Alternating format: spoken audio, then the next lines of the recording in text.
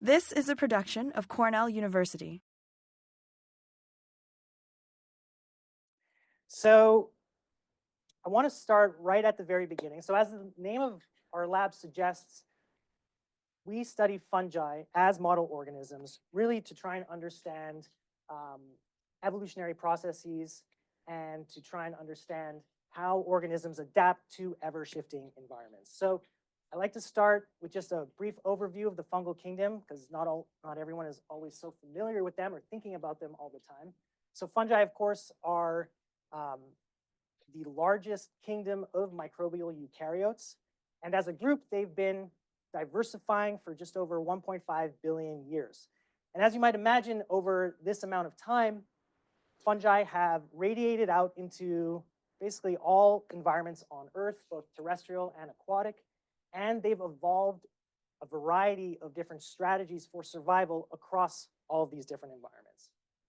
And in my lab, we take a comparative approach to try and understand how fungal diversity is generated. So rather than focus on just one model system on one branch of the tree, we try and leverage multiple model systems across the fungal tree of life in a comparative framework to try and understand what strategies are shared across different lineages, what strategies might be more innovations particular to a specific lineage.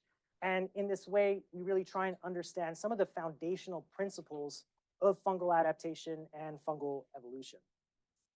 And one of the types of variations that we're most interested in studying in our lab are fungal interactions. And this is because, I'm sure it'll come no surprise in a plant pathology and plant microbiology department, that fungal interactions literally shape our world, right? So fungi have evolved to interact with humans, with animals, with plants, with bacteria, and with other fungi. And the outcomes of these interactions are really essential for the continued functioning of ecosystem processes, and maybe more visibly, the interactions really impact very important aspects of human society in terms of human health and also global food security. And so the goal in our lab is really to understand fungal interactions as a process, where a process is really something that is continually unfolding over time. So we're interested both in the ecological dynamics and also evolutionary dynamics and eco-evo dynamics that are driving fungal adaptations on the interaction stage. And so there are two main questions that we're really interested in understanding in my lab. You can boil them down to, first one, when do good fungi turn bad? So we're really interested in understanding genetic drivers and environmental drivers that can lead to pathogen emergence, for example, from a mutualist or commensal to a disease-causing organism.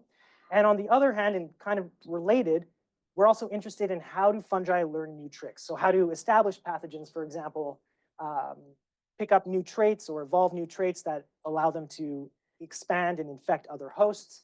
Or how do pathogens evolve new strategies for overcoming host defenses, or in some cases, some of the control mechanisms or control strategies that we try and deploy out in the field to control their impacts.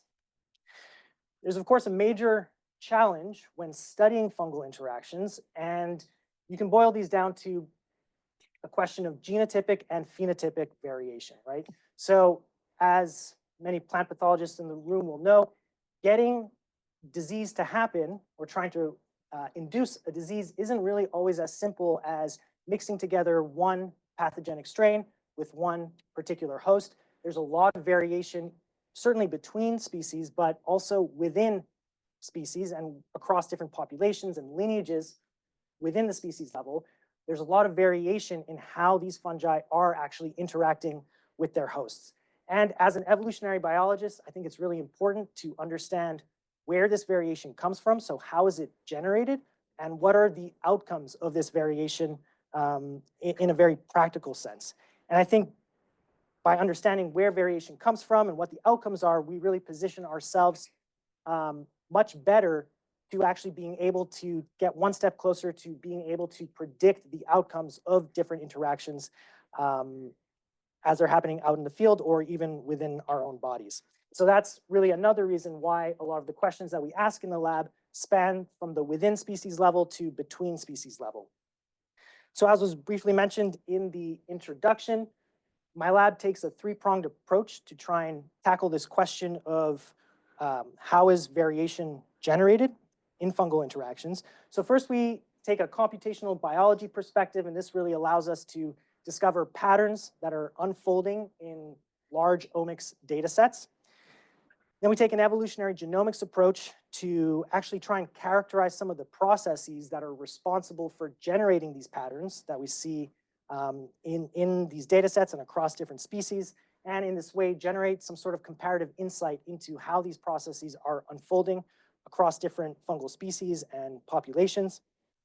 And then finally, we try and tie it all together with a molecular genetics approach, trying to actually conduct some functional characterization experiments to actually test the hypotheses that computational biology and evolutionary genomics are really so good at generating, and also conduct some manipulative experiments in the lab along those same lines.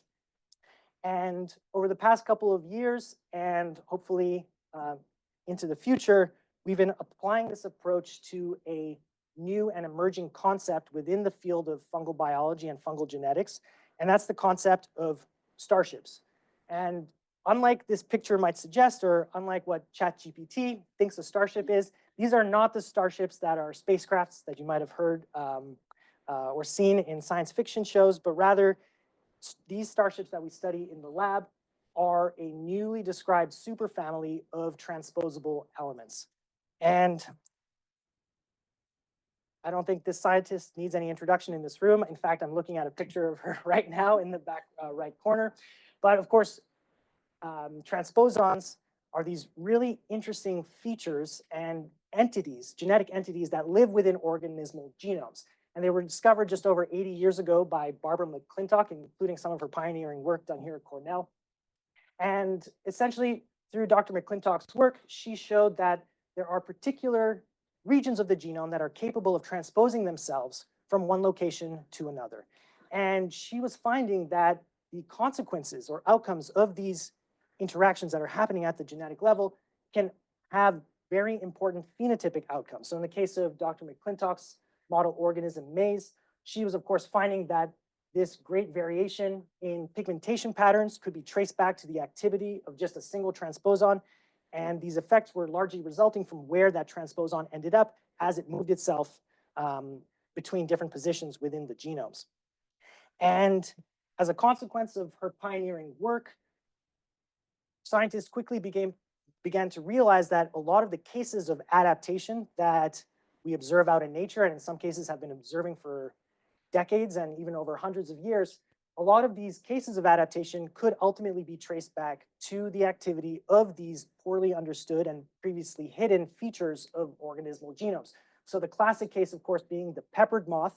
So a lot of students learn about this example in Biology 101. It is the classic case of adaptation where during the Industrial Revolution in England, this particular moth species underwent a shift to a darker pigmentation pattern that was better able to camouflage it against trees that were accumulating soot from the Industrial Revolution. It was only a couple of years ago that researchers went back, sequenced these genomes, and realized that this change in pigmentation phenotype, just like what Dr. McClintock was seeing, was actually being driven by the activity of transposable elements. So really, if we want to learn more about organismal adaptation, we really need to start paying attention to these often hidden parts of the genome that can have these outsized phenotypic consequences.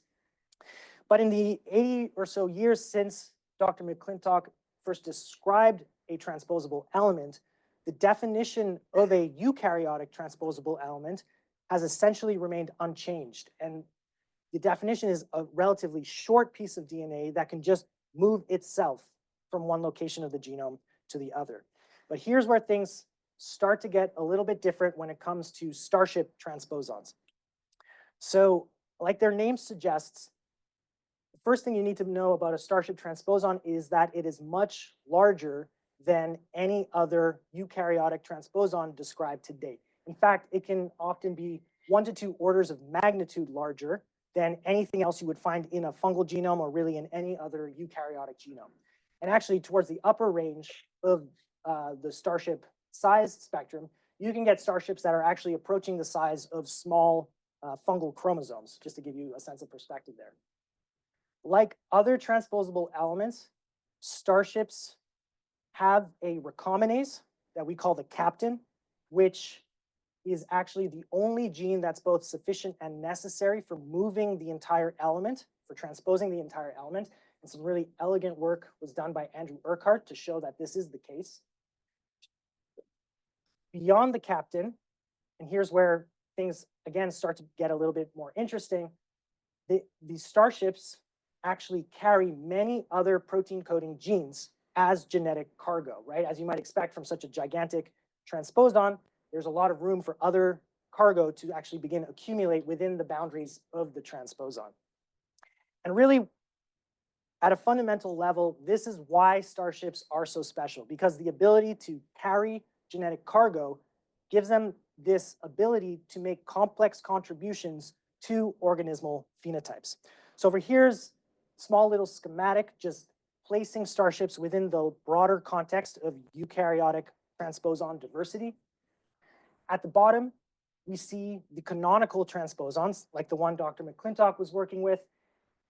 These transposons are not capable of carrying any genetic cargo beyond the recombinase that's responsible for movement.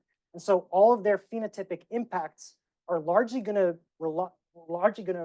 result from where they end up inserting in the genome, right? If they insert themselves in a promoter region, this can lead to a change in gene regulation. If they insert themselves into a protein coding sequence, that can lead to the generation of a natural knockout. So really their impacts are limited to their transposition. But as you increase the size of the transposon, moving up this spectrum to the point where you have starships, because starships can carry dozens of genes at one time, this gives them much greater ability to impact phenotypes of their fungal hosts. So in the example of the starship here, Hephaestus, which was one of the first starships to be characterized, this starship actually carries many different genes that are each involved in detoxifying a different type of heavy metal, right? So in this way, the starship, it's not just contributing to a phenotype based on where it ends up in the genome, although it certainly can do that as well, but rather it's able to impact the generation of phenotypic diversity. And so what do we know about starships so far? So from one of our early systematic studies, we were able to categorize the diversity of starships into 11 major families. And here's just a phylogenetic tree showing how all of those different sequences have evolved over time. And in general, this is a very diverse gene family. So even within particular families, but certainly between families, the different captain recombinases show very, very little similarity to each other, indicating that through some combination of rapid evolution, but also evolution over long periods of times, these elements have been diversifying in fungal genomes for quite some time, and we estimate just close to 400 million years of evolution based on how they're distributed. We also know that starships, they're not a kingdom-wide phenomenon, but rather they're concentrated within a particular subphylum of filamentous fungi called the Pizizomycotina. This was really lucky for us because many of the fungi that cause diseases on humans and also on plants are found within the Pizizomycotina. We see some evidence of starships in some Basidiomycete lineages, but we're not really quite sure how they have ended up there, and we're trying to figure that out right now. And then, as I was saying, the ability to carry cargo has resulted in many different starships encoding very diverse traits. So since we first described the starship superfamily, other groups have been coming out with many different papers, and our groups as well, showing that different starships are contributing in different ways to some of the phenotypes that we really care about studying. So for example, phenotypes like virulence evolution in plant pathogenic fungi, and also heavy metal resistance, like I mentioned before. And so, and as you might notice, a lot of these papers are currently still in the preprint stage, so we really still are at the beginning of understanding just how broad the impact of starships are on fungal adaptation and fungal evolution. And so in my lab right now, what we're doing is framing this question of fungal interactions through the lens of starships. And we're asking now, how are starships actually mediating fungal interactions with both plant and animal hosts? And essentially trying to understand what are the parameters of this newly described mechanism of fungal evolution. So the takeaway from today's talk, I'll be sharing two recent stories that have come out of some of the work we've been doing over the past year with many different collaborators, just showing everyone here how starships really provide fuel for fungal evolution. And I'm going to show you how they do this on two different levels. First is through generating genotypic variation at the level of genome structure, but also at the level of genome content. And then second, we'll start getting into what I think is really going to be the next frontier of starship biology, understanding the role of these elements as a mechanism of fungal horizontal gene transfer. So for this first part over here, understanding contributions of starships to genome structure and genome content, we were working with a large genomic data set of the opportunistic human pathogen Aspergillus fumigatus. There's a lot of interest in understanding the genetic mechanisms of strain heterogeneity in this particular opportunistic pathogen, just because it is one of the #1 killers of immunocompromised patients. And so we were working with just over 500 short read genomes. We also went ahead and sequenced 12 new longer read genomes, which would give us this ability to actually be able to more precisely resolve the dynamics that were happening at the population level. So what we did was we essentially applied this new tool that I developed for annotating starship elements to this data set and ended up with this compendium of starships that are active within this particular species. So I'm just going to walk you through how we then interrogated this data set or interrogated this compendium to try and understand now some of the rules and foundational biology of these elements. So first things first, once we had all of the starships, what we did was we tried to classify them into different unique types, because one starship, even though they're part of the same superfamily, can actually be quite distinct from one another at a sequence level. So when we did that, we found that there are at least 20 distinct starships that are actively transposing within this particular species. Over here, you'll see just a heat map about how these 20 different starships are distributed across the population that we worked with. And you can see, like, as you might expect from a mobile element, and we know this from bacterial mobile elements, very often these genetic entities have very patchy distributions across different populations. So you can see that recapitulated over here. I also mentioned that many of these starships really share little to no sequence identity with each other, indicating that many of them are carrying different combinations of cargo genes. And something that I like to point out is that unlike a canonical transposon, you will only ever find these starships in a single copy within a particular genome. So there appears to be some mechanism controlling copy number within this particular species. We already know that that mechanism can break down because other species can accumulate multiple copies, but we're really still not quite sure what that mechanism might be and whether it's host controlled or starship controlled. One of the benefits with working with fumigatus is that people have sampled this fungus from literally everywhere on Earth, but also from outside Earth in space on the International Space Station. So a couple of our isolates were indeed sampled from the space station.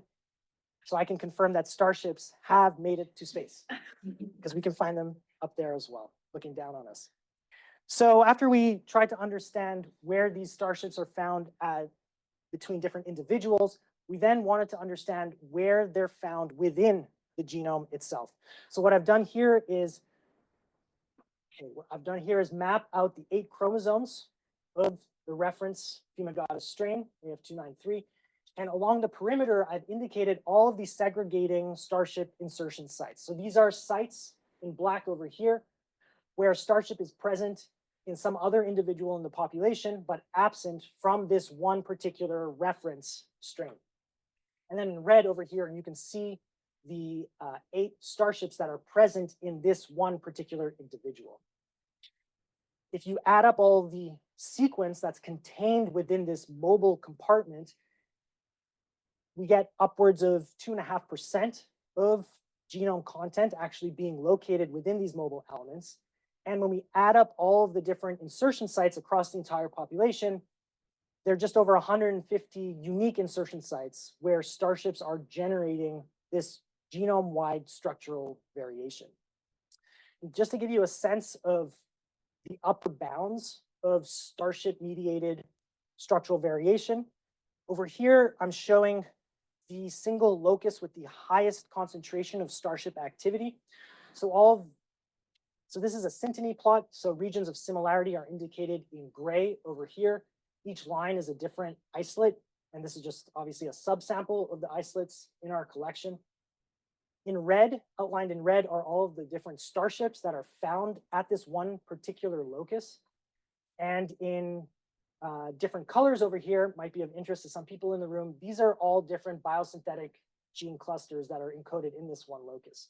So what I think is really interesting about this example, it really shows how much variation can accumulate in just a particular region due solely to starship transposition activity, right? So in some cases, we have starships actually introducing a biosynthetic gene cluster to this BGC hotspot.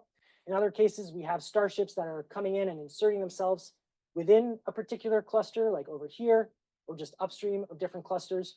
We don't know what the phenotypic consequences of these insertion events are yet, but now we actually have a hypothesis that we can go back to the lab and actually interrogate in more detail. But essentially, the takeaway here is that really nowhere is safe in the genome from starships actually being able to insert themselves. Something I also like to point out, and I get this question a lot, is how faithful is transposition? So over here, I've pulled out the same starship across a dozen or so isolates, and the starship is found across different genomic locations. So that's why you see synteny only between the different starship copies, but not between the flanking regions in this particular plot. And as you can tell, the boundaries of the starship are pretty faithfully maintained across transposition events. There is some variation, some intraspecific variation in what this starship actually looks like. And so we know that the answer to this question of whether or not content is maintained between transposition events or between different isolates, it's both a yes and question. It is maintained, but then also these sequences are part of the genome and of course are experiencing the same types of mutational events that other sequence in the genome is experiencing. And so they are also changing over time. Although we don't really quite know if they're changing in the same way or if they're changing in slightly different ways. So that was looking at starships across the genome. Now we wanted to understand what impact starships might be having on the pangenome. So the pangenome is the complete set of genes or genetic sequences found across all individuals in a population. So I was saying within any one particular genome, around 2.5% of the genetic content is located on a starship. But when you try and scale that up to now look at how much genetic variation is contained on starships within the pangenome across all these isolates, we see that around 3 to 5% of all of the genes in the pangenome are found at least once on a starship. And in particular, the genes that tend to be enriched on starships, no surprise, are so-called accessory genes. And accessory genes are genes whose presence and absence differs across individuals within a population. So upwards of 16% of accessory genes are starship mobilized.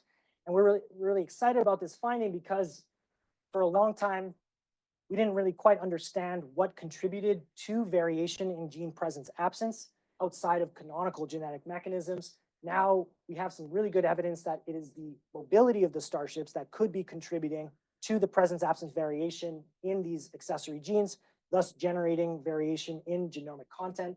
And the reason for this, we'll get into aspects of horizontal transfer or gene gain a little bit later.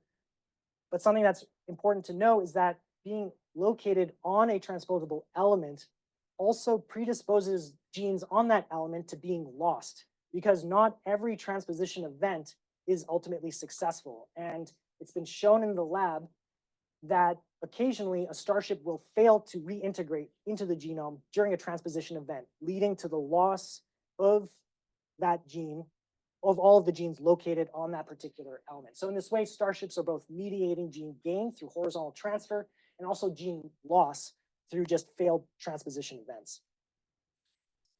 So because Fumigatus is this model organism, there's been a lot of work done to try and understand the functions of genes involved in different host interactions within Fumigatus. And something that became very quickly clear was that their starships in this species carry loci, carry genes that people have been studying for decades because of their involvement in particular interactions. So the best case of that is here with the biofilm architecture factor.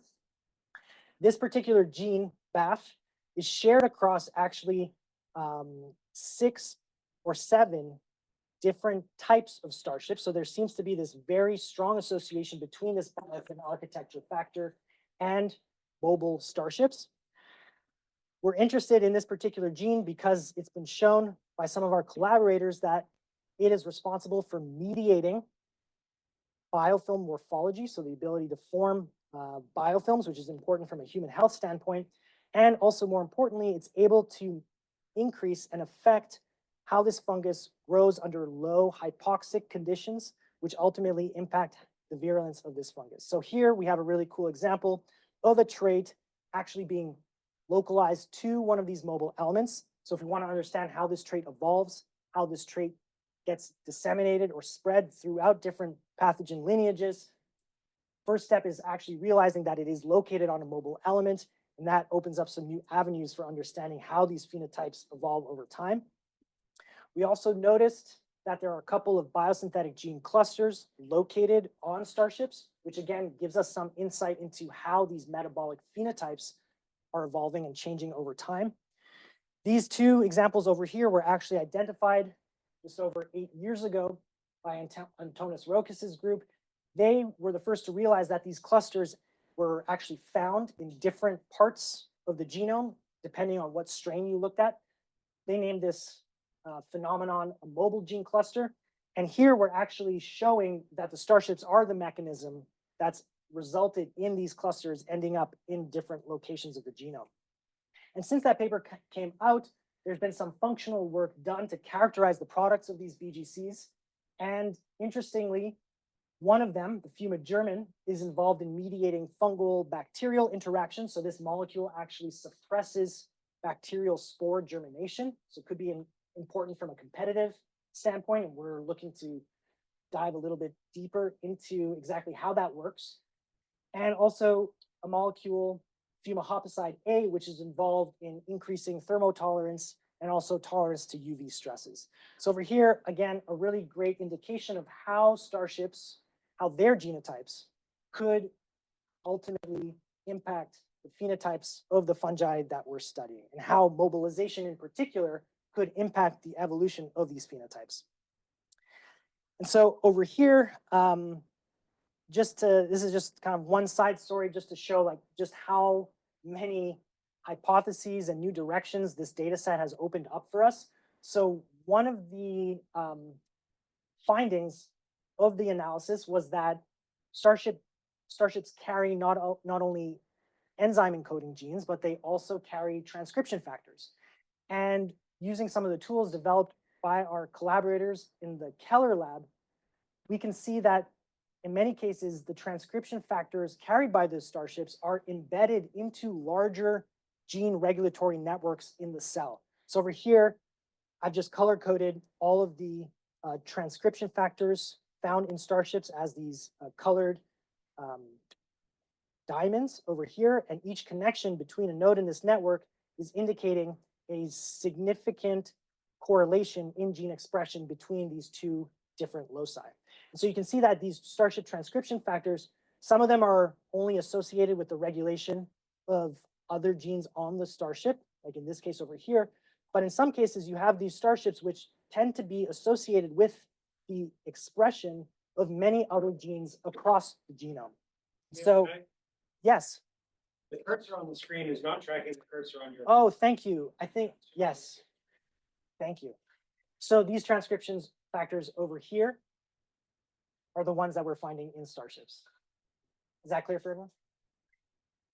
So over here, we're trying to use this now as a model for understanding who is regulating who in this interaction that's happening between the transposon and the fungal genome at large.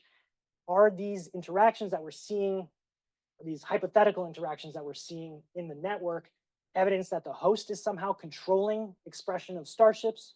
Or conversely, is it some evidence that the transcription factors being carried as cargo are somehow manipulating potentially other phenotypes that are encoded elsewhere in the fungal cell? And postdoc in the lab right now is trying to dive in, knock out some of these transcription factors and try and understand what their phenotypic impacts are. So that wraps up the first section of the talk, just looking at what these elements are doing at a population level. Now we're going to shift to a more between species approach to try and understand the role of Starships in actually mediating gene transfer between different species. And this work is a collaboration with Andrew Urquhart and Aaron Vogan. A lot of the lab work, I'll say all of the lab work was done by Andrew. He's just started up his own lab down in Melbourne, Australia, where he's going to be looking into this a lot more. So to start off with, our interest in Starship horizontal gene transfer begins with this particular gene cluster called the SSF cluster, which encodes a pathway for formaldehyde degradation. Now, all three of us initially became really interested in this gene cluster because it was found on a couple of the Starships that we were studying at the time, and just because it seemed to really exquisitely encode the complete pathway for formaldehyde degradation. But I would say we were initially a little bit confused.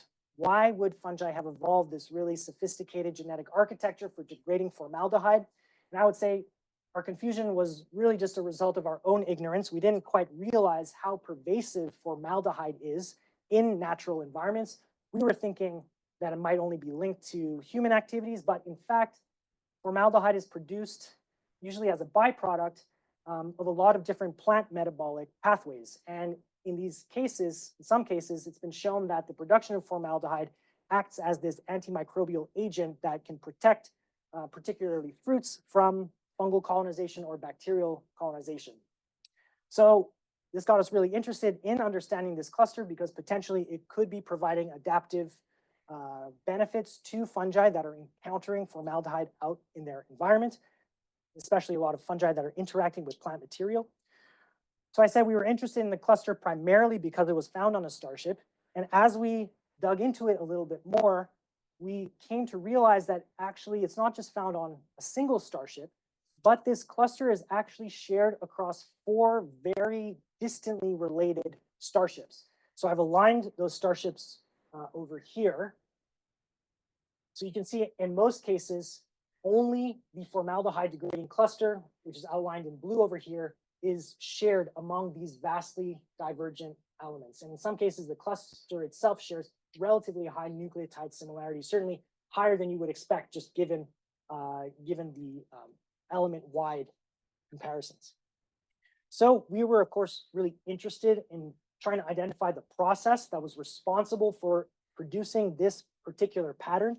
So we took a phylogenetics approach to understand during what time in the evolutionary history of these Starships did they acquire the cluster. And so when we did that, we found that in each of these cases, these Starships seem to have independently acquired the cluster from somewhere. So over here, we have a tree of the Captain recombinase that acts as a proxy for understanding the evolution of the element as a whole. And over here, we've just mapped out the presence absence of the various genes that are found within this cluster.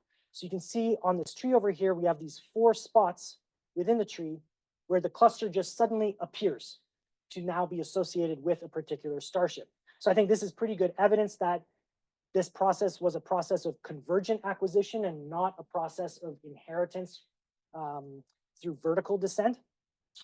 And what was really interesting was that in each of the cases where the Starship appeared to have acquired the formaldehyde degrading cluster, each of these events coincides with a horizontal transfer event between different fungal species. So in this case over here, between 4 different species, we saw evidence. Over here between 2, here 3, and here 2 again. So in each of the cases, it seems like the convergent acquisition of this cluster is priming fungi to adapt via horizontal gene transfer that's mediated by the starships themselves. And you can just get a sense over here from what that horizontal transfer looks like at a genetic level. So here we're comparing 2 species, putative donors and putative recipients from different fungal species. All of these dots represent a gene that's been blasted essentially from one genome to the other. So you'll see, for the most part, a lot of these comparisons, the median gene identity at the nucleotide level is just around 70% or maybe a little bit higher. Up here in red are all of those Starship-associated genes in red. So in many cases, these genes are showing 100% nucleotide identity across different species, much more than you would expect. Most simple explanation in this case is one of horizontal gene transfer. And so we, of course, wanted to understand what effect horizontal acquisition of the Starship might have on a recipient fungus. And we were lucky enough that we found one of the, very often working with genomic sequences, the isolates are typically not always available, but in this one particular case, we were able to acquire isolates from both the donor, Aspergillus, and also the recipient, Paecilomyces, over here. So we had a nice collection of both Starship positive and Starship negative strains that we could test. And as predicted by the genotype, by the Starship genotype, the fungi that had the Starship had a phenotype of increased formaldehyde resistance. So over here, we see increasing formaldehyde concentration. Over here, we have the different isolates, either Starship positive or Starship negative. It's really only those isolates that have this Starship with the formaldehyde degrading cluster. Thank you.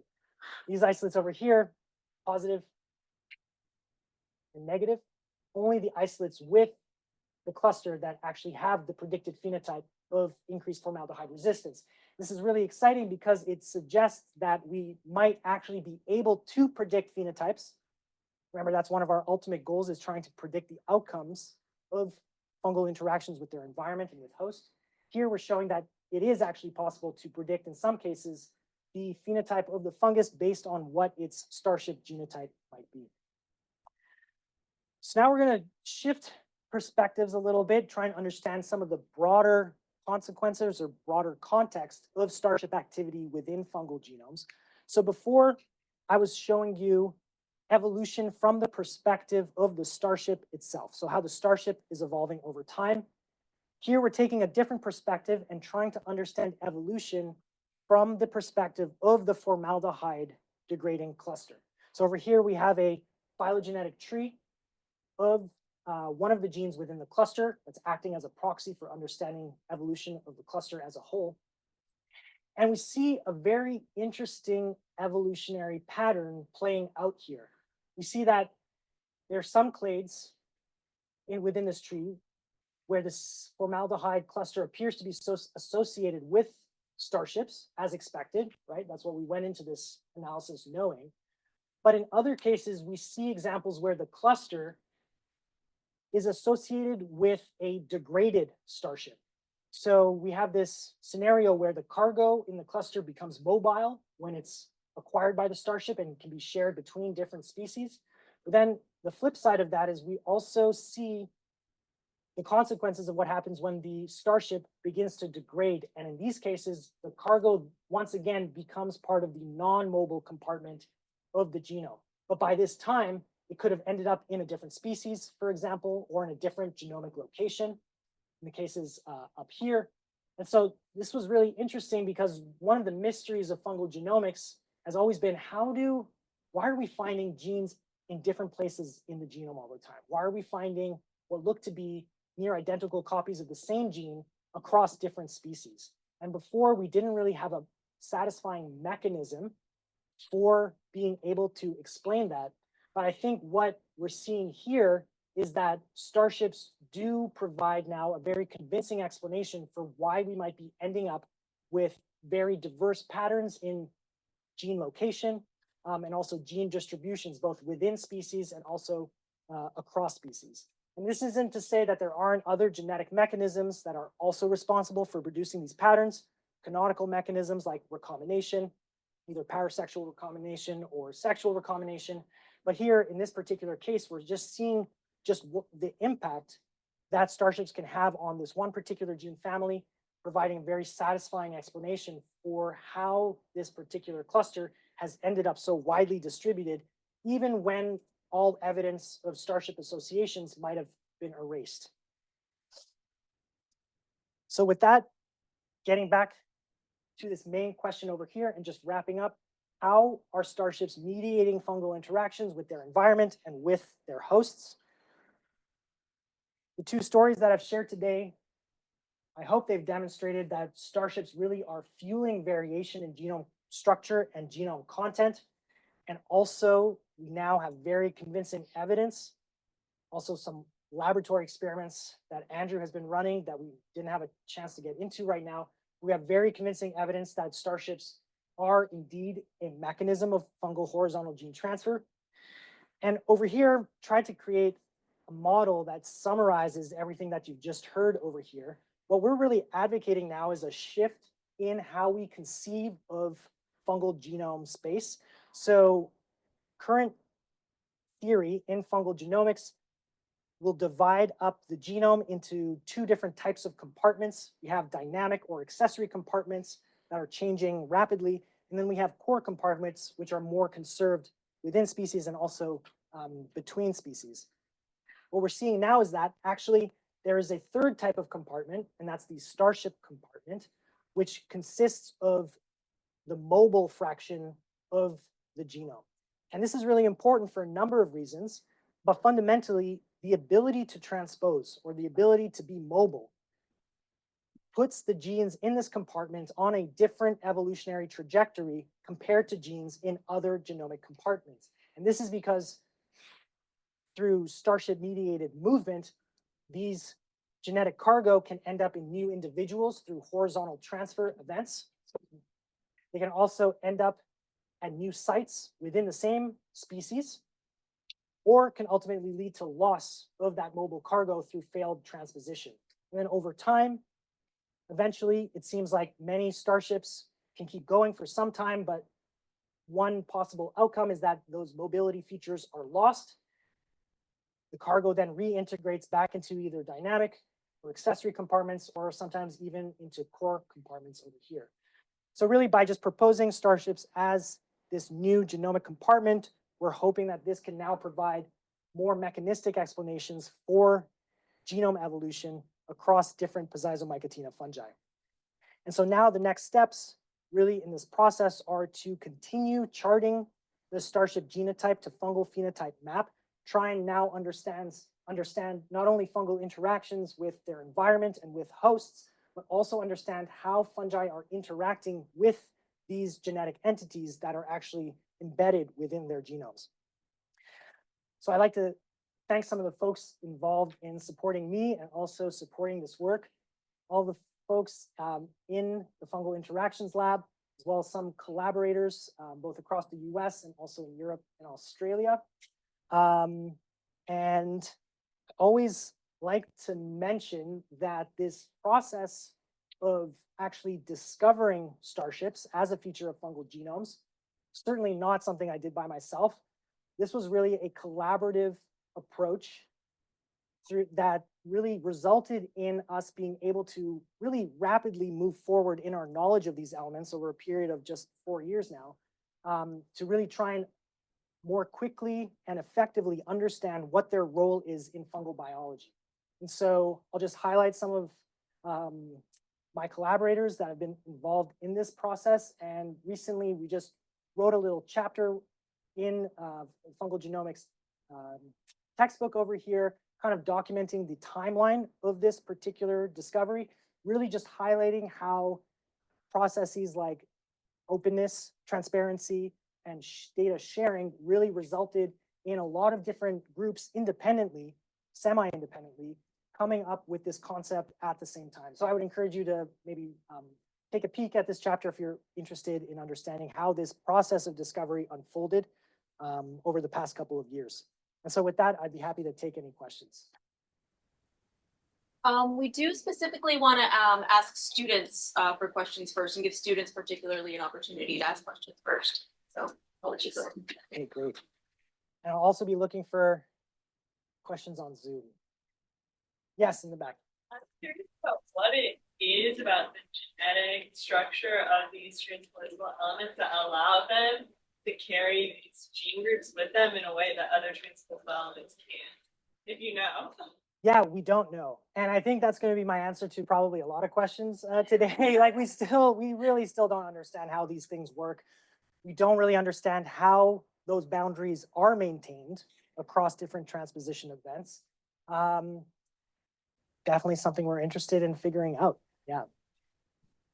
Yes. So I know there are other tyrosine recombinase elements that don't carry around cargo genes like this. So if you make a phylogeny of all the Starship tyrosine recombinases and the tyrosine recombinases of those other elements, do you see that they seem to have like a monophyletic origin and there's one type of this element that can gain this ability, or is it happening all the time? That's a great question. And that is actually a question we could answer. And really, repeat the question? oh, yes. Thank you.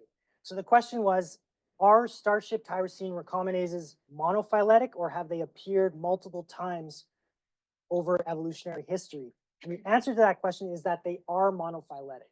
So in this phylogenetic tree over here, all of the, at least fungal and even bacterial tyrosine recombinases that we were able to fit into this tree, all of them appear external to this particular, all of them appear external to the Starship tyrosine recombinases. So they do share one single common origin. Something interesting about just tyrosine recombinases in general, some of them, like fungal kryptons, for example, they don't carry cargo, but there are other tyrosine recombinases in bacteria that are like bacterial analogs of Starships. They're called integrative and conjugative elements. And so in those cases, those tyrosine recombinases also appear to be capable of carrying cargo. We don't know if it's something particular about a tyrosine recombinase, some convergence in protein function or structure. Yeah, I'm not sure why. Yes. Excellent talk. I really enjoyed your figures and diagrams and things like that. My question was, I was really interested in how you were looking at the formaldehyde biosynthesis pathway and how a whole biosynthesis pathway could fit onto a transposable element. It's pretty cool. Are there any other like biosynthetic pathways or things that you guys are pursuing now after looking at the formaldehyde one? Yeah, definitely. Yeah, I've been studying metabolic gene clusters for a long time, just starting in my PhD actually. And when you think about it, it really makes a lot of sense from a selection perspective that entire pathways would be located on mobile element. And in fact, some of the earliest hypotheses, in particular put out by John Walton, he was one of the first to suggest that maybe the actual selection to form a biosynthetic gene cluster came from the selection pressure to actually be maintained, to have the pathway maintained after a transfer event. So from the very beginning, there's been this connection between horizontal transfer and the formation of metabolic gene clusters that I think is really interesting. Short answer is yes, we are really interested in other metabolic gene clusters that are found on Starships. These are two that we know the products of in Aspergillus fumigatus. So you can see those, they're actually outlined here in white, over here, all these different fumohopicides. So you can see that there's actually a lot of other cargo that's included in addition to these particular clusters. But certainly there's been a lot of interest in the fungal genomics world in understanding how different clusters end up different places. We know that they're frequently horizontally transferred. Now we can actually begin to understand a little bit more mechanistically why they're horizontally transferred or what conditions induce transfer, right? Is it related to the actual function of the cluster itself, for example? Yeah, questions like that. Yes.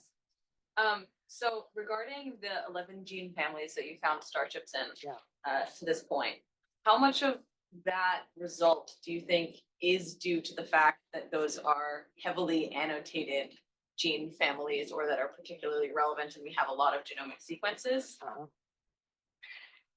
Yes, that's a really great question. So like so the question, sorry, I have a lot of things to keep track here between the cursor and repeating the question. So you're quickly seeing how I'm very bad at multitasking. But so the question is, how much might bias in our genomic databases be impacting our assessments of tyrosine recombinase diversity? I will say, so very quickly, one of the more frustrating aspects of, or one of the roadblocks in studying these elements was that the tyrosine recombinase itself is often poorly annotated in a lot of automated pipelines. So the first step of the tool that I developed just takes a de novo approach to just annotating them and not relying on a priori information. So I would say we have a really good sense of the tyrosine recombinases themselves, but then there is still that question of bias in the genomes that are available for us to look at. I will say that that's certainly something we're thinking about when it comes to trying to understand where starships are found in what fungal lineages, because yes, they're found mostly in Pizizomycotina, but also most fungal genome sequences are from the Pizizomycotina as well, right? And so I am going to be really interested to see whether or not this pattern holds true as more genomes are sequenced. What I can say for sure is that starships are not in yeast. We have a lot of really great yeast genomes, and there's just no evidence of starships in yeast. They seem to mostly just be in filamentous fungi for now. Yeah. Do you have a sense of the mechanism by which starships acquire their cargo and how, like is it usually like a single syntenic block of genes that corresponds to a segment of like a fungal genome, or are there multiple syntenic segments, that type of thing? Yeah, so the question is, how do starships acquire new cargo? How does the cow get its spots, right? So the question kind of answered here, I think, when you start aligning starships that maybe share different parts of their cargo with each other. In some cases, like between Mithridate and Prometheus, there's evidence that maybe it was some sort of intra-element recombination event that happened, possibly resulting in the exchange of a larger segment of cargo. Over time, though, with selection, if there really is just selection, for this particular phenotype, you might expect other parts of that to have been lost. So maybe that's why we see really the only regions being shared in some cases here, just being really kind of restricted to the cluster itself.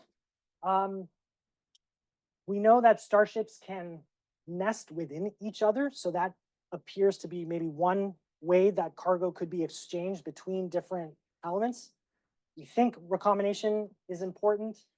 But beyond that, we really don't know whether there are particular genetic features associated with starships that maybe predispose them to acquiring cargo from other parts of the genome or from other starships as well. But we know that those types of sequences or IS elements in bacteria exist, so we would predict that maybe something similar is going on. Yes, question in front. You mentioned that starship typically have one copy number in the genome, although you observe like some have multiple copy number. So I was wondering, do you plan to investigate what mechanism control the copy number, and how does that affect the phenotype? Yeah, so the question is, do we have any plans to understand how copy number control is enforced in fungal genomes? And we have no plans to do it, but we're really interested in understanding how that might happen, right? Whether it's host controlled or whether it's through some mechanism that might be encoded on the starship. So over time, you might expect there would be selection for elements that maybe minimize the detrimental impact they have on their particular host, kind of like thinking about host parasite or host viral coevolution over time. You get the evolution of a virus or sequence that's just more able to persist within a host. Don't know if that's something similar going on here. Question in the back. So if I caught this right, there's a subset of genes on the mobile elements that are core genes from the pangenome analysis, and I'm wondering, does that tend to be a common theme between starships? And do those genes, are any of them known to be essential? And if so, is that like a mechanism of kind of vertical stability for it throughout propagation? So the question is, in some cases, there are core genes that are located on starships, and is there any evidence that their core presence-absence patterns are somehow linked to an essential function? No, I have no idea.